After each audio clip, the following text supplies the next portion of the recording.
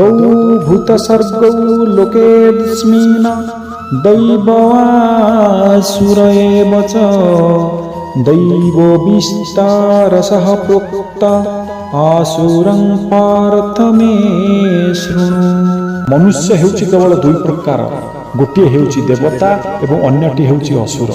Jar हृदय देश में दैवी संपद सदासर्वदा कार्यरत थाए से हेउछि देवता एवं जार हृदय में आसुरी संपद सदासर्वदा कार्यरत थाए से हेउछि असुर।